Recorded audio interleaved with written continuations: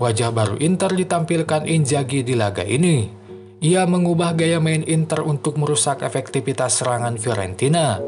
Lalu perubahan apa saja yang dilakukan, dan bagaimana perubahan tersebut menopang kemenangan Inter atas Fiorentina? Temukan semua jawabannya di video ini. Inzaghi tetap bermain dengan 3-5-2. Komposisi pemain tetap dipertahankan seperti di dua laga sebelumnya. Pemain baru Thuram kembali diduetkan dengan Lautaro. Yang patut diingat adalah posisi Dumfries, Di Marco, dan Barella karena akan dibahas lebih lanjut nanti. Italiano masih gunakan formasi 4-2-3-1. Pemain utama seperti Milenkovic, Bonaventura, dan Gonzalez tetap dipertahankan di 11 pemain awal. Mari membahas sedikit tentang Italiano karena pembahasan ini akan jadi jalan untuk memahami pilihan taktik Inzaghi. Fiorentina era Italiano bisa dikatakan spesial. Mereka memang gagal juara Conference League dan hanya finish di posisi 8 musim lalu. Tapi di atas lapangan mereka menjadi salah satu tim yang paling garang.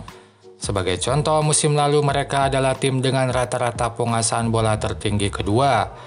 Mereka catatkan 56,4% dan hanya kalah dari Napoli. Selanjutnya, catatan shot pun tak kalah mentereng. Mereka menjadi tim ketiga terbaik dengan rata-rata 15,9 tendangan per laga. Mereka ungguli Milan dan Juventus yang ada di ranking lebih bawah. Pertanyaannya sekarang, hadapi tim dengan agresivitas seperti itu, apa yang dilakukan Inzaghi? Yang pertama dilakukan adalah mengubah intensitas tekanan. Inzaghi kini menerapkan middle block saat lakukan pressing. Inter tampak membiarkan kiper atau bek tengah lawan leluasa kuasai bola dan hanya lakukan pressing pada fullback dan gelandang. Misalnya saat Milenkovic dan Ranieri dibiarkan leluasa kuasai bola, tapi saat bola diumpankan ke Dodo, ia ditekan. Hal yang sama pun terjadi saat di tengah lapangan. Ranieri leluasa kuasai bola dan Birargi kembali ditekan saat menerima bola. Situasi tersebut membuat Fiorentina bisa leluasa kuasai bola dan ungguli Inter dalam penguasaan bola. Sebelum Inter cetak gol pun mereka bisa unggul 62% penguasaan bola. Meskipun begitu, prinsip 4-1 atau satu bek menekan ke tengah tetap dilakukan. 1 dari 5 bek akan lebih menekan ke tengah sehingga hanya 4 bek yang bertahan di belakang. Ini membuat Fiorentina tak leluasa kuasai bola di lini tengah dan build up mentok sampai lini tengah. Strategi ini cukup efektif karena mampu memotong aliran bola lawan sebelum ke pertahanan. Maka jangan heran meski penguasaan bola begitu dominan, tapi Fiorentina tak banyak masuk ke pertahanan Inter. Bola hanya 24% di pertahanan Inter. Lebih banyaknya 48% di tengah lapangan. Dari paparan tersebut tampak bahwa Inzaghi berfokus untuk mematikan agresivitas Fiorentina di kotak penalti Inter, sementara dominasi di area Fiorentina dibiarkan. Maka terlihat meski Fiorentina tetap superior dalam penguasaan bola, tapi mereka sangat minim dalam tendangan. Mereka hanya hasilkan 6 tendangan di laga ini. Angka ini sangat buruk bagi Italiano. Sebab lawan tim-tim besar sekalipun mereka selalu catatkan angka belasan bahkan unggul. Contohnya saat main di kandang Napoli, Fiorentina bisa unggul 15 tendangan berbanding 10 milik Napoli. Atau saat lawan Inter di Giuseppe Meazza musim lalu, mereka miliki 19 sementara Inter hanya 16. Maka dengan perbandingan sekarang 6 tendangan berbanding 21 itu adalah kemenangan besar bagi Inzaghi. Italiano identik dengan pressing tinggi atau high block. Inzaghi pun pernah merasakan itu saat mereka bersua di final Piala Italia. Inter begitu kerepotan hadapi pressing Fiorentina. Nah, hadapi hal itu cara build up pun diubah. Biasanya Inter gunakan berbagai variasi dalam build up. Pola umumnya 4 pemain yaitu 3 bek tengah dan Calhanoglu akan berkombinasi dengan 1 pemain tambahan. Pemain tambahan ini bisa Dumfries atau Barella di sisi kanan, sementara di sisi kiri Di Marco.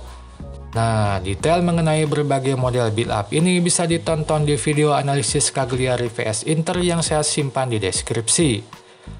Tapi sekarang hanya ada satu variasi build-up yang dominan, yaitu kombinasi 4 pemain dengan Barella. Lalu mengapa Inzaghi memilih ini?